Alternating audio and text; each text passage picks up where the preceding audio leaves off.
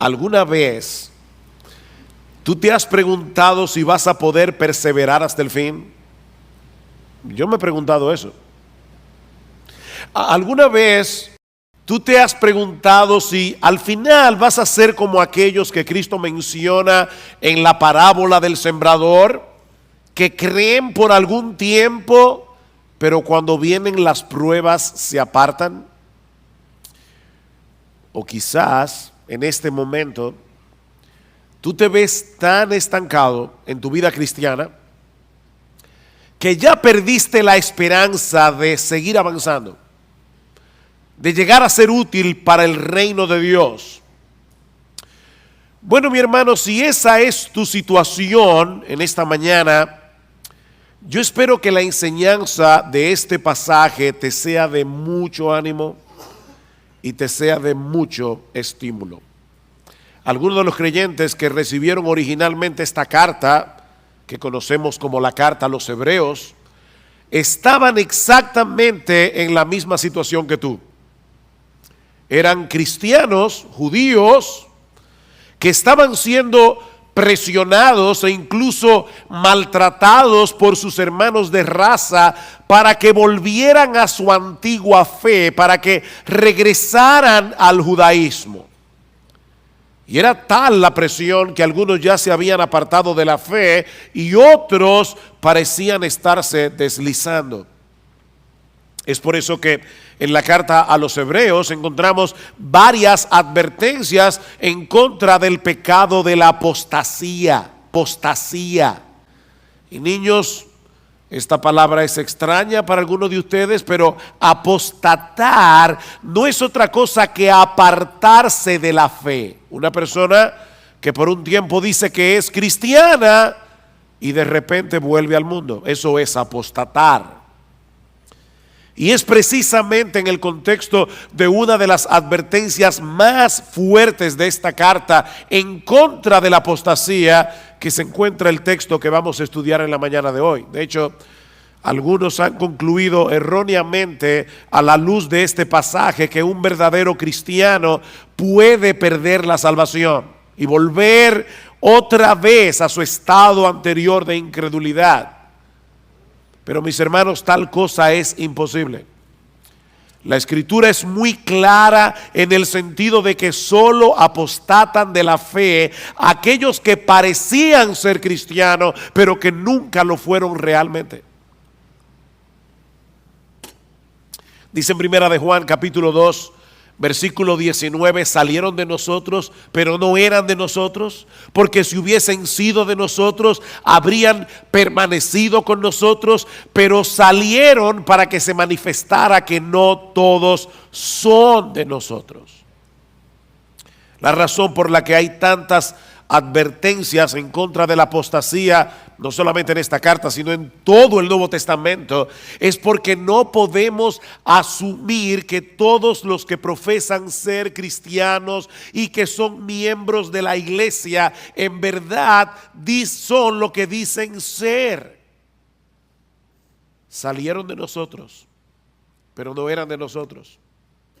Y salieron para que se manifestara que todavía es posible que haya algunos aquí que no son de nosotros.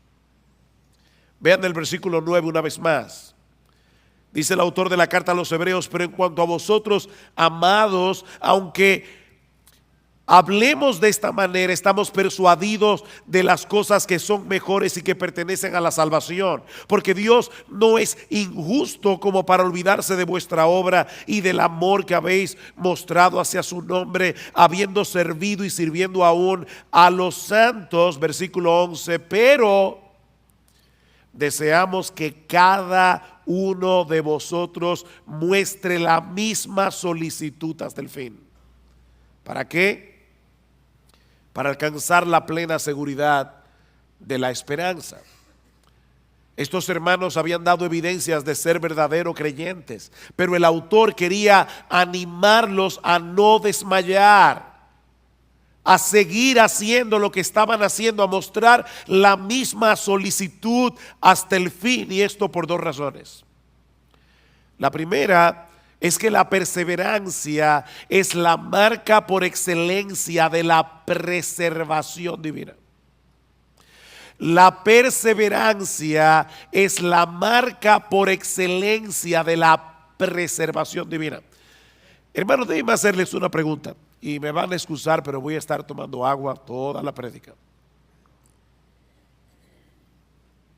No se preocupen por mi garganta, no, que eso no los perturbe. Déjenme hacerles una pregunta. ¿La fe es un don de Dios? ¿Sí o no? ¿Y el arrepentimiento es un don de Dios? Sí, es un don de Dios. Ahora, ¿cómo yo sé que Dios le ha dado a alguien el don de la fe? Porque la persona cree.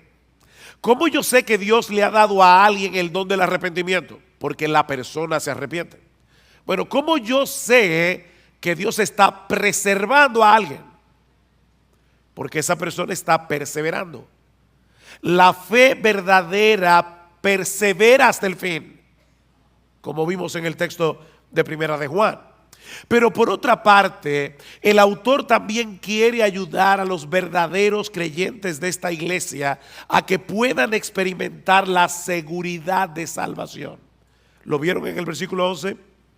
Que muestre la misma solicitud hasta el fin para alcanzar la plena seguridad de la esperanza. Que puedan estar seguros de que son salvos.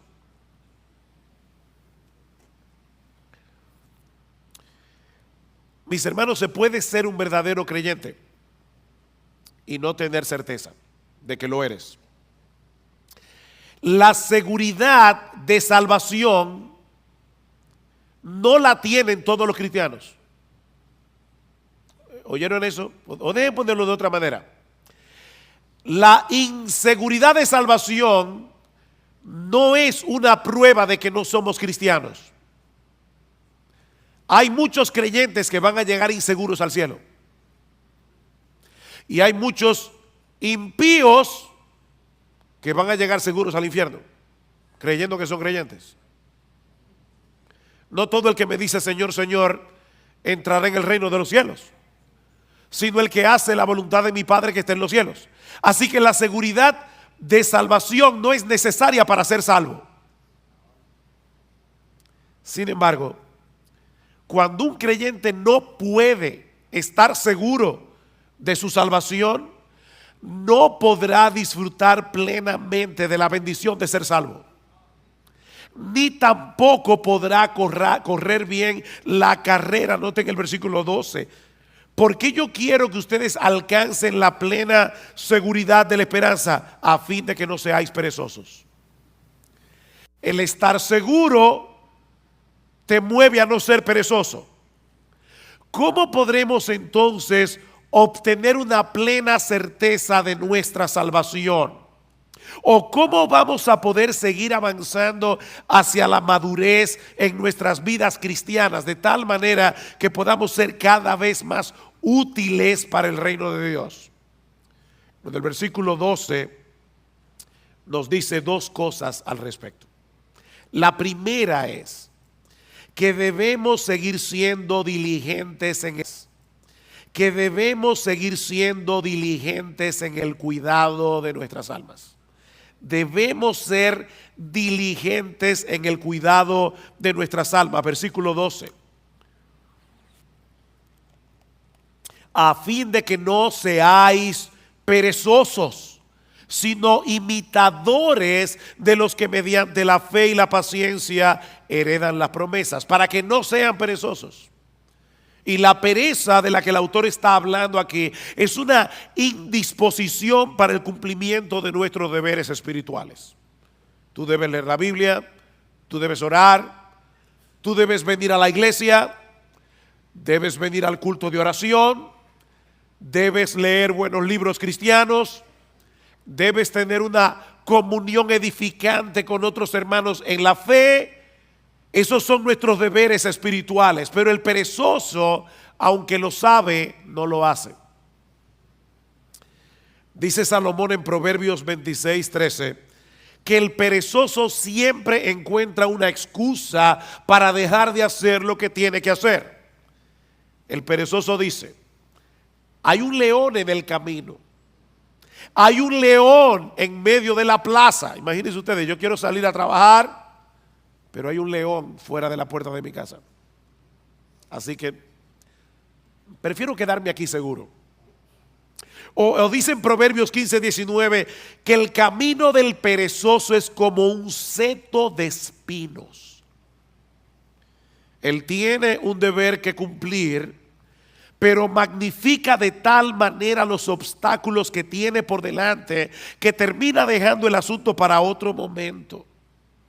Y es interesante porque no es que el perezoso no desee estar en una mejor condición espiritual. No, de hecho, en Proverbios 13:4 dice que el alma del perezoso desea, pero nada alcanza. Él desea, pero nada alcanza. Le dije que me iban a ver bebiendo agua hoy. No sufran. Que yo estoy más interesado en decir este mensaje. Mañana descansaré la garganta. El perezoso no ha perdido la capacidad de desear una mejor condición espiritual de la que tiene. Él quiere, pero no lo puede alcanzar por causa de su pereza. Mis hermanos, si no somos diligentes en el uso de los medios que Dios ha provisto para que alcancemos una mejor condición, nuestros deseos nunca serán cumplidos. ¿Qué debemos hacer entonces? Despojarnos de nuestra pereza espiritual y en dependencia del Espíritu Santo disponernos a hacer lo que debemos hacer en el momento en que debemos hacerlo, aunque no tengamos ningún deseo de hacerlo. Pastor, ¿y eso no es hipocresía? No, eso es diligencia. Eso es diligencia. Yo no tengo deseos de leer la Biblia hoy en la mañana. Pídele a Dios que te dé deseo, ábrela y léela. Yo como que no tengo deseos de ir a la iglesia hoy. Levántate, cámbiate y sin ningún deseo, ven a la iglesia. Ser diligente es hacer lo que tú tienes que hacer en el momento en que tienes que hacerlo, aunque no tengas ningún deseo de hacerlo. El crecimiento espiritual requiere un esfuerzo diligente de nuestra parte. Pero pastor, yo creía que la salvación era por gracia. Y lo que usted está diciendo de verdad parece oponerse a la doctrina de la gracia. Si es por gracia, yo no tengo que hacer nada para merecer la bendición de Dios. Tú tienes razón. Si es por gracia, no es por mérito. La gracia se opone al mérito, pero no se opone al esfuerzo. De hecho, Pablo le dice a Timoteo en 2 Timoteo capítulo 2, Timoteo, esfuérzate en la gracia. Esfuérzate en la gracia. La gracia se opone a nuestros méritos. La gracia no se opone a nuestro esfuerzo. Es en el contexto de nuestra diligencia que podemos disfrutar de la bendición de Dios. No porque ese esfuerzo nos haga merecer que Dios nos bendiga, sino porque Dios ha decretado que seamos bendecidos siendo nosotros diligentes, usando los medios de gracia, la lectura regular de la palabra, la vida de oración privada y corporativa, congregarnos con el pueblo de Dios en el día del Señor, participar de la Santa Cena como haremos esta noche, leer buenos libros cristianos. Dios ha decretado fortalecer nuestra salud espiritual haciendo uso de esos medios. Pero el hecho de esforzarnos por hacer esas cosas no nos hacen merecedores de nada, porque esa diligencia es impulsada en nosotros de pura gracia en una forma misteriosa que nunca vamos a poder entender. ¿Qué dice Pablo? Por tanto, amados míos, como siempre habéis obedecido, no como en mi presencia solamente, sino mucho más ahora en mi ausencia, ocupaos en vuestra salvación con temor y con temblor, porque Dios es el que produce en vosotros así el querer como el hacer por su buena voluntad. ¿Quién produce el querer y el hacer? Dios lo produce. ¿Quién es el que tiene que ocuparse en su salvación? Tú y yo debemos ocuparnos en nuestra salvación. La obra de Dios nos impulsa a obrar. Y precisamente por eso Él se lleva toda la gloria en nuestro esfuerzo. Pero toda bendición que nosotros recibimos de la mano de Dios no es por nuestro esfuerzo, es por los méritos de nuestro Señor Jesucristo. Bendito el Padre, el Dios y Padre de nuestro Señor Jesucristo, que nos bendijo con toda bendición espiritual en los lugares celestiales en Cristo, según nos escogió en Él desde antes de la fundación del mundo. Todo lo que nosotros disfrutamos de la mano de Dios es únicamente por Cristo. O déjeme decirlo de otra manera. Aún los medios de gracia que Dios nos ha provisto y el impulso para hacer uso de esos medios son un regalo de gracia.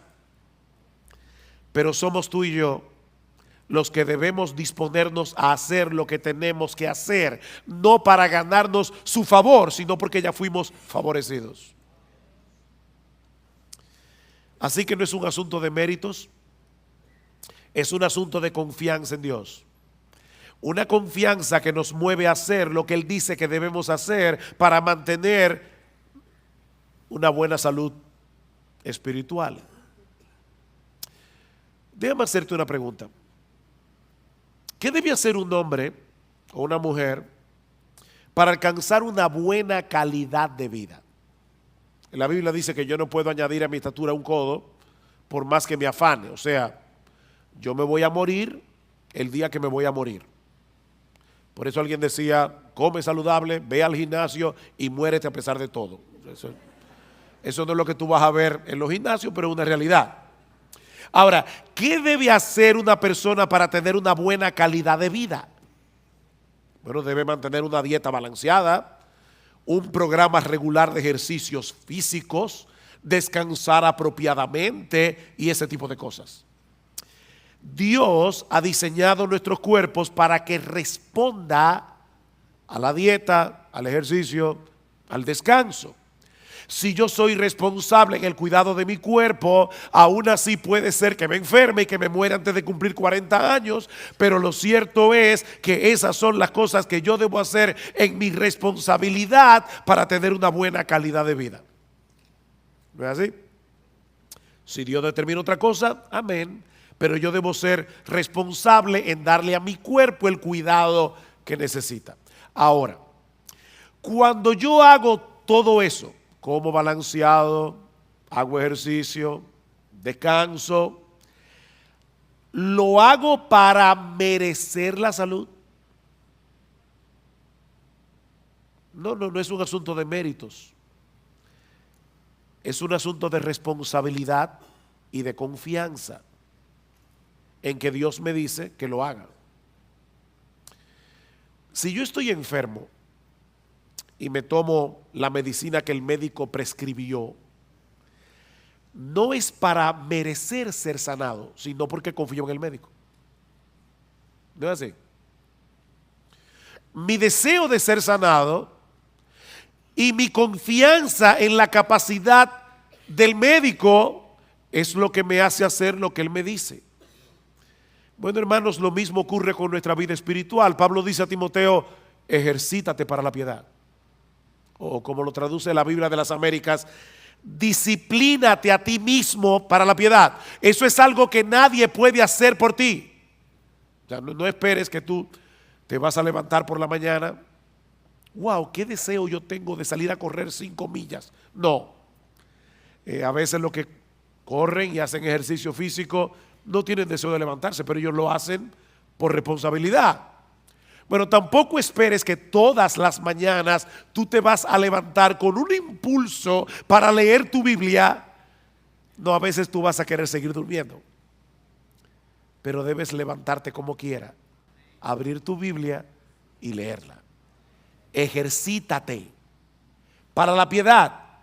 Disciplínate a ti mismo para la piedad. Ahora, nunca olvides que son medios de gracia. Eso quiere decir que aun cuando haces uso de esos medios que Dios ha prescrito para preservar la salud de nuestras almas, debemos hacerlo descansando en Él. No en nuestras propias fuerzas o en nuestra propia capacidad. Señor, voy a leer tu palabra, dame entendimiento. Abre mis ojos para ver las maravillas de tu ley. Alimenta mi alma. Déjame ver a Cristo en las páginas de las Escrituras y aumenta mi admiración por Él. Porque contemplando su gloria es que somos transformados de gloria en gloria. Señor, voy al culto de oración o de adoración. Por favor, ayúdame a adorarte sin distracciones. Por favor, ayúdame, Señor, que yo pueda percibir y experimentar tu presencia junto a mis hermanos en la iglesia. Ayúdame, Señor, para atesorar la palabra predicada de tal manera que obre poderosamente en mi corazón. Ayúdame, Señor. Ayúdame, Señor. Así que lo primero que el autor de Hebreos nos está diciendo aquí es que si tú quieres perseverar hasta el fin, si tú quieres seguir avanzando hacia la madurez cristiana, debes ser diligente en el cuidado de tu alma. Amparado en el poder del Espíritu de Dios, pero tú debes ser diligente en el cuidado de tu alma. Pero hay algo más que debemos hacer. Y es aprender a esperar con fe y con paciencia que Dios haga en nuestras vidas lo que Él ha prometido hacer. Vean el versículo 12 otra vez. A fin de que no seáis perezosos, sino imitadores de los que mediante la fe y la paciencia heredan las promesas. El texto no nos dice explícitamente quiénes son esos creyentes a los que debemos imitar, pero obviamente se refiere a todos los hombres y mujeres de fe del Antiguo Testamento que encontramos en el capítulo 11 de la carta a los Hebreos, y de los cuales Abraham es un prototipo. Vean el versículo 13. Pues cuando Dios hizo la promesa a Abraham, no pudiendo jurar por uno mayor, juró por sí mismo. ¿Por quién jura Dios? Por Él mismo.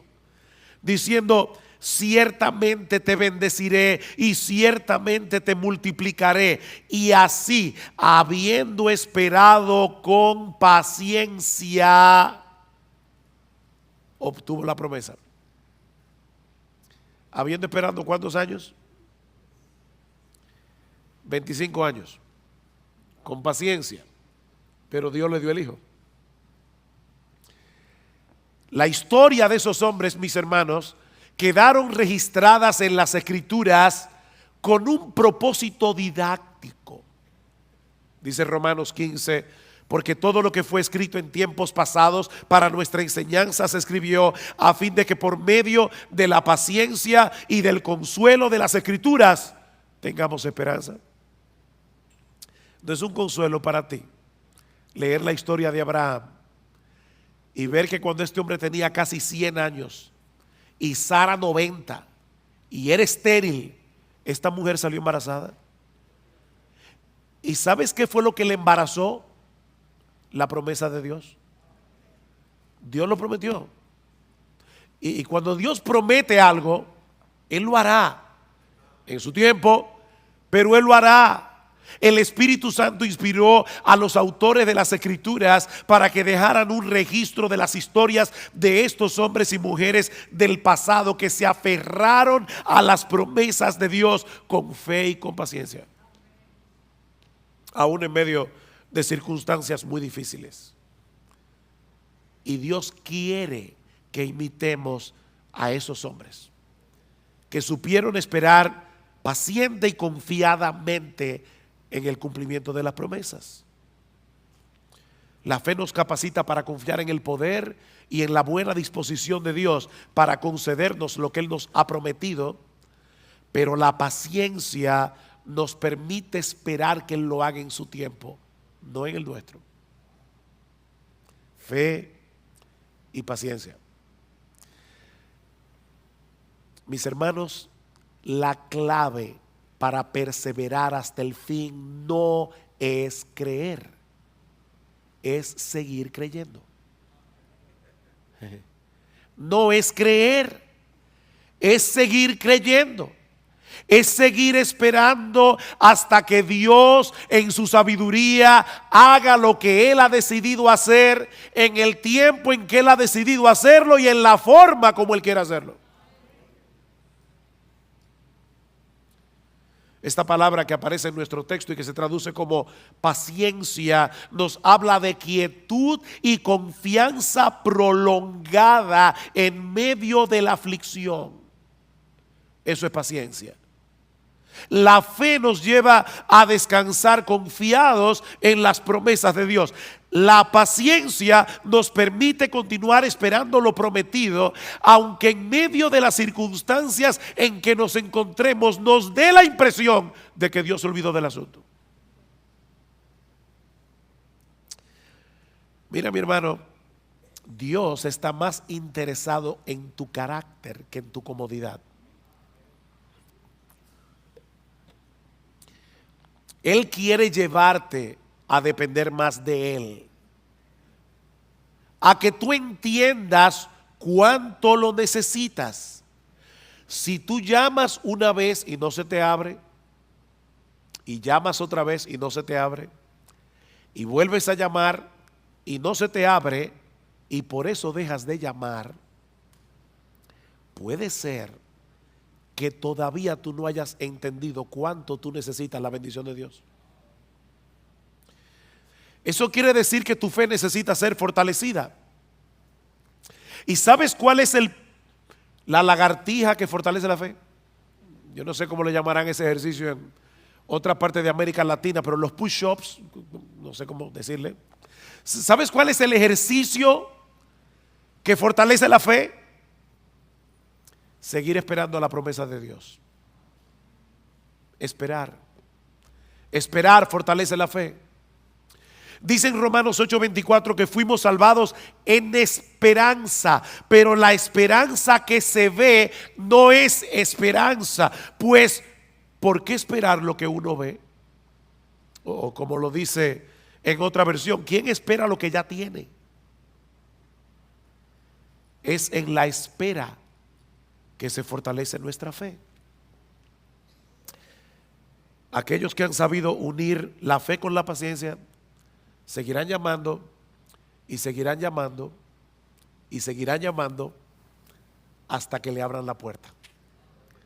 Dice el salmista en el Salmo 123: a ti levanto mis ojos, oh tú que reinas en los cielos. He aquí como los ojos de los siervos miran a la mano de su Señor, como los ojos de la sierva a la mano de su señora. Así nuestros ojos miran al Señor hasta que se apiade de nosotros.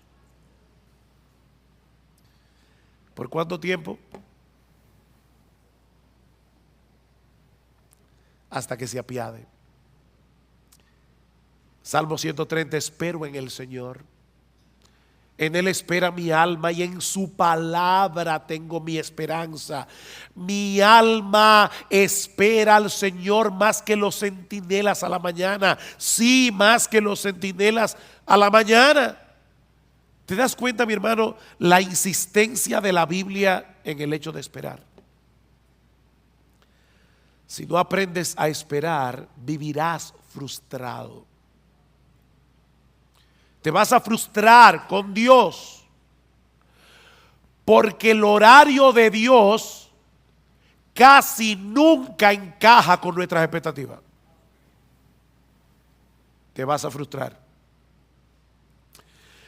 Dios pudo hacer el mundo en un segundo, pero lo hizo en 6 días. Y dice que al principio la tierra estaba desordenada y vacía, y Dios la fue trabajando poco a poco, poblando la tierra hasta hacerla productiva. Dios hace las cosas en su tiempo. Mi hermanos, no es como a nosotros nos parece mejor, sino es como Él sabe que es lo mejor. Ustedes recuerdan cuando Elías le oró a Dios. Había una sequía de 3 años y medio, y el Señor no envió la lluvia de inmediato. Elías le dice a su criado: ve a ver si tú ves algo en el cielo. El criado regresó diciendo: yo no veo nada. Vuelve otra vez. Nada. Vuelve otra vez. Nada. Vuelve otra vez. ¿Saben cuántas veces volvió el criado? 7 veces. Óigame, hay que tener paciencia. En este caso del criado con Elías. Pero ya no te dije que no hay nada. Ve otra vez. Finalmente el criado llega y le dice: veo una pequeña nube como la palma de un hombre que sube del mar. Cuando Gloria y yo fuimos a visitar a nuestra hija en Medio Oriente, aquel lugar es desértico, casi nunca llueve. De hecho, desde abril hasta noviembre no hay nubes en el cielo, nunca, nada de nube, ni una sola. Ahora imagínate en ese desierto que alguien vea una nube del tamaño de la palma de una mano que está subiendo del mar y dice: ay, parece que va a llover. Elías, que entendía perfectamente el modo de obrar de Dios, le dice al criado: sube y dile a Acab: prepara tu carro y desciende para que la fuerte lluvia no te detenga. Y sucedió que al poco tiempo el cielo se oscureció con nubes y viento y hubo una gran lluvia.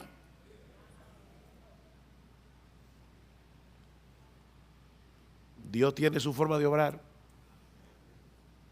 Él desea moldear nuestro carácter. Y eso solo es posible en el contexto de la fe y de la paciencia. Tenemos un problema, deseamos ser atendidos de inmediato, entendemos que el asunto es urgente. ¿Y saben lo que hace Dios? Dios mueve las cosas de tal manera que todo el mundo esté ocupado y que nadie te pueda atender. ¿Te ha pasado? ¿Sabes qué es lo que Dios está haciendo? Enseñándote a esperar con fe y con paciencia. Tu mayor problema no es que te atiendan. Tu mayor problema es tu falta de fe. Y Dios está moldeando tu carácter. Mis hermanos, ¿qué aflicción puede ser mayor que la muerte de un ser querido? Pero cuando Marta y María mandaron a llamar a Jesús porque Lázaro estaba enfermo, el Señor ni se apresuró.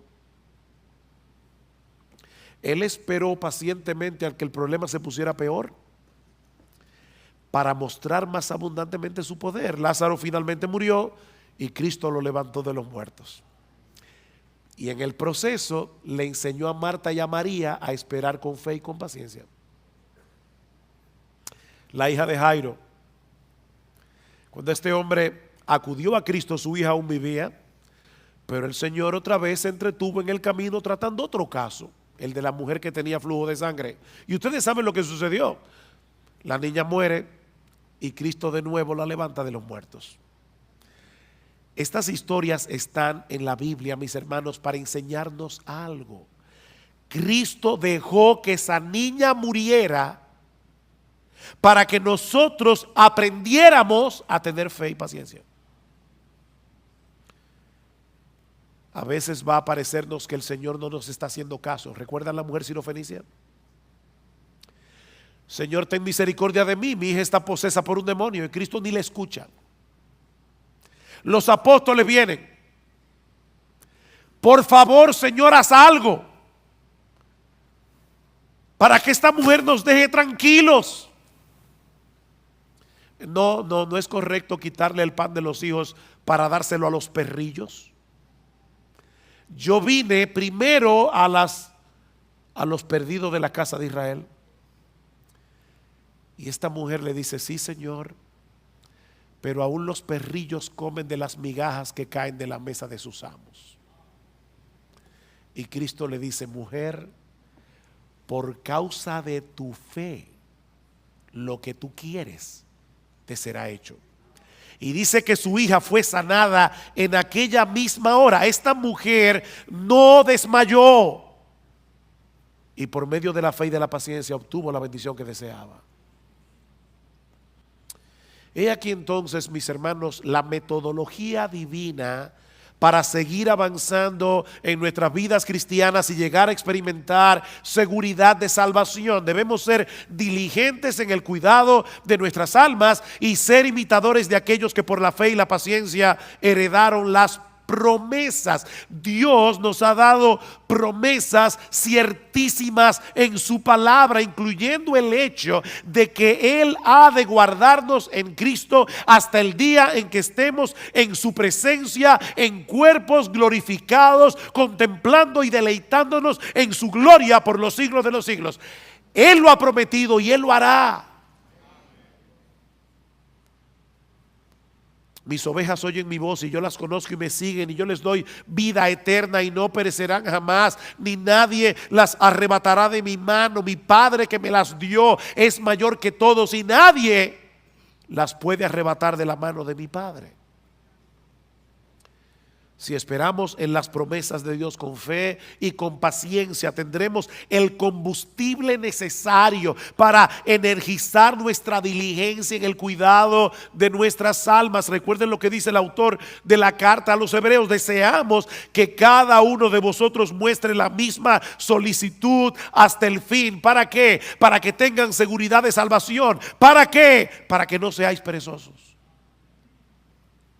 Para que no seáis perezosos. Las promesas de Dios son las que le dan contenido a nuestra fe.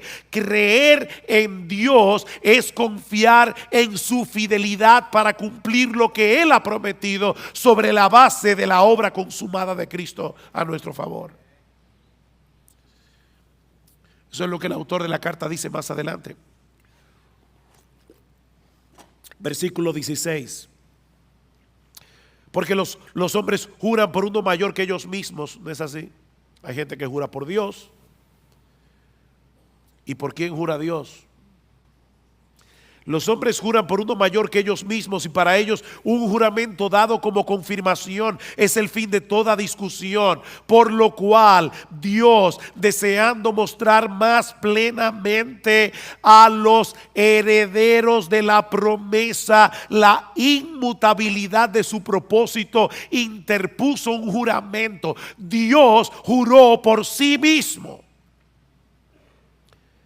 a fin de que por dos cosas inmutables, en las cuales es imposible que Dios mienta, los que hemos buscado refugio seamos grandemente animados para asirnos de la esperanza puesta delante de nosotros.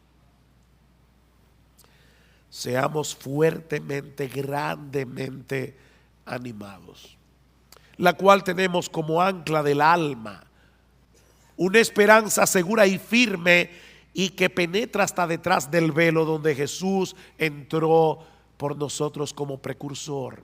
¿Recuerdan cuando el sumo sacerdote entraba al lugar santísimo con la sangre del animal y rociaba el propiciatorio? Bueno, allí entró Jesús con su sangre para decirle a su Padre y a los ángeles: yo derramé mi sangre por este hijo mío. La justicia de Dios ya está satisfecha. Es imposible que Él termine en otro lugar que no sea en mi presencia. Aférrate a esa promesa. Aférrate a esa promesa. Mira, mi hermano, en la misma medida en que seamos capaces de esperar con fe y con paciencia en las promesas de Dios, en esa misma medida seremos capaces de poner toda diligencia en el cuidado de nuestras almas. Eso es lo que dice Pedro al inicio de su segunda carta. Recuerdan, y voy a leer la Biblia de la Reina Valera. Dice: como todas las cosas que pertenecen a la vida y a la piedad nos han sido dadas por su divino poder, mediante el conocimiento de aquel que nos llamó por su gloria y excelencia, por medio de las cuales nos ha dado preciosas y grandísimas promesas, para que por ellas llegaseis a ser participantes de la naturaleza divina, habiendo huido de la corrupción que hay en el mundo a causa de la concupiscencia.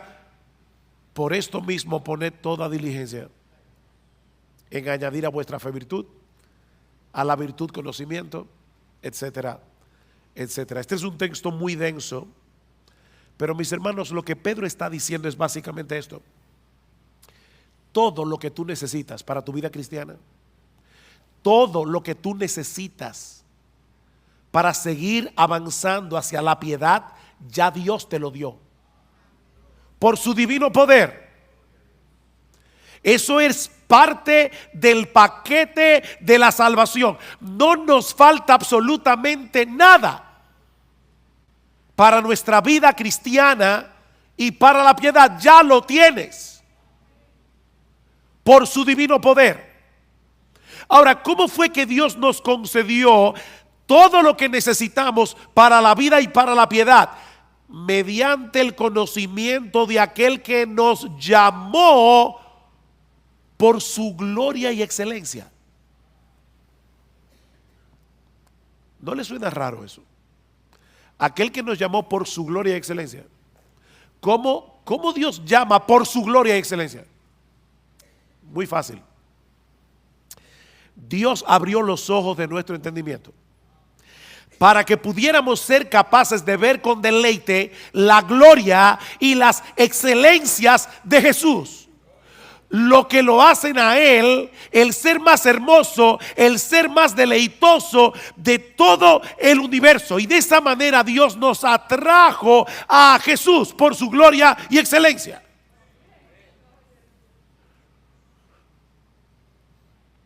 Y ahora Pedro está diciendo: el hecho de saber que el poder omnipotente de ese Dios que nos llamó por su gloria y excelencia está obrando en nosotros hasta que estemos en su presencia en cuerpo y almas glorificados, es una poderosa motivación para poner toda diligencia en añadir a vuestra fe virtud, a la virtud conocimiento. Alguien lo ilustra de esta manera: imagínate que tú eres un prisionero de guerra en un campo de concentración y has perdido toda esperanza de salir vivo de allí. Y en tu desesperanza ya tú comenzaste a vivir descuidadamente. Tú lo que quieres es sobrevivir hasta la muerte, y ya tú no te preguntas si algo está bien o algo está mal. Como decimos en buen dominicano, tú estás dado al pecado. Pero de repente te enteras de que se está planificando un intercambio de prisioneros. Y ves que se acerca a la fila donde estás tú el guardia que tiene la responsabilidad de señalar a los que van a ser libertados y enviados de vuelta a su familia. Si el guardia te señala a ti, eso no sería un mero conocimiento. Recuerden que Pedro dice: mediante el conocimiento de aquel que nos llamó por su gloria y excelencia. Pero ese conocimiento transforma, ese conocimiento anima. Si el guardia se te acerca a ti, tú no vas a pensar: oh, qué interesante, me llamó a mí.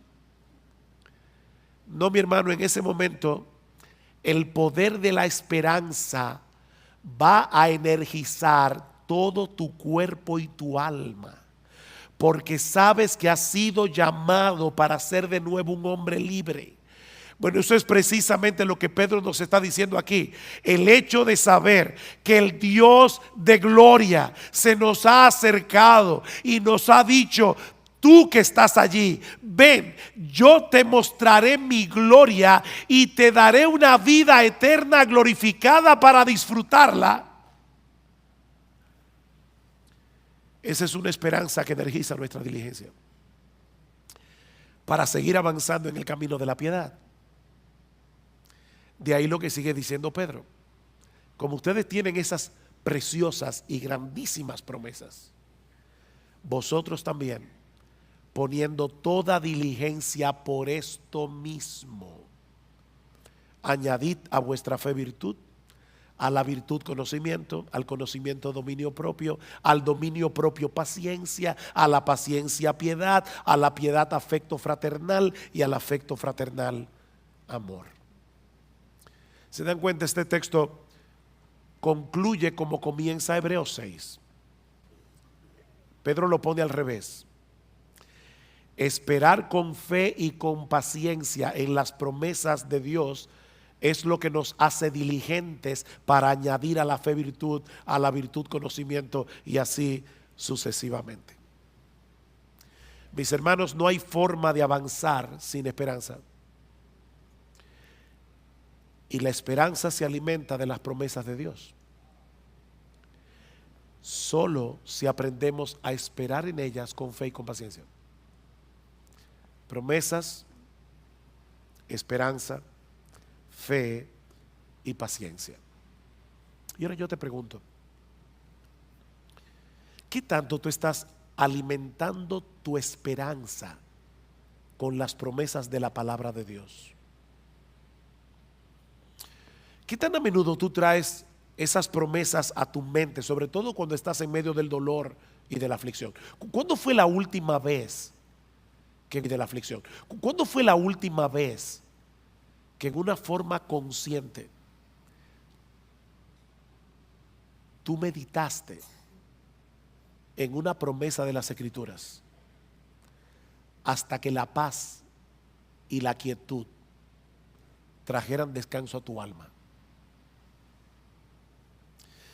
¿Qué tan dispuesto tú estás a seguir esperando en Dios, sabiendo que Él selló cada una de sus promesas con la sangre que Cristo derramó por ti en la cruz del Calvario? Recuerda que es por fe que andamos, no por vista. Mis hermanos, que el Señor nos ayude a mostrar la misma solicitud hasta el fin. Hasta el fin, no te canses, para alcanzar la plena seguridad de la esperanza, a fin de que no seáis perezosos y no imitadores de los que mediante la fe y la paciencia heredan las promesas.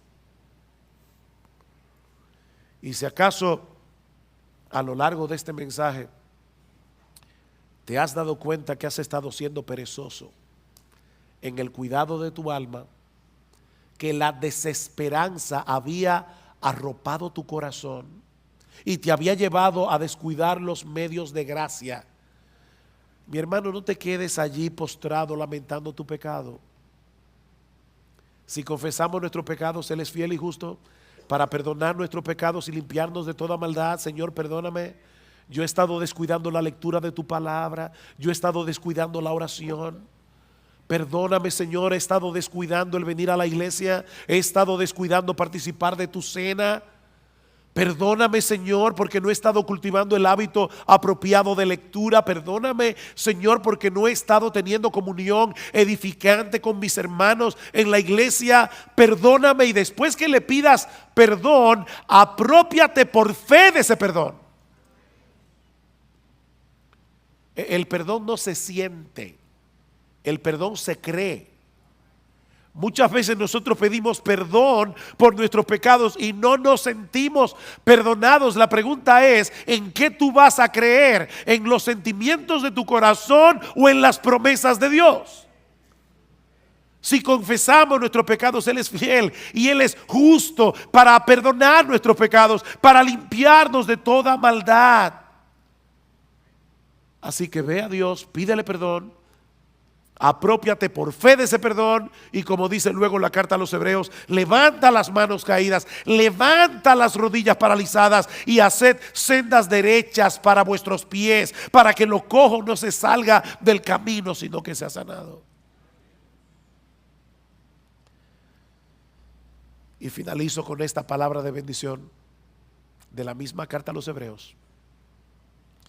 Y el Dios de paz, que resucitó de los muertos a nuestro Señor Jesucristo, el gran pastor de las ovejas, por la sangre del pacto eterno, os haga aptos en toda obra buena, para que hagáis su voluntad, haciendo Él en vosotros lo que es agradable delante de Él, haciendo Él en vosotros lo que es agradable delante de Él, por Jesucristo, al cual sea la gloria por los siglos.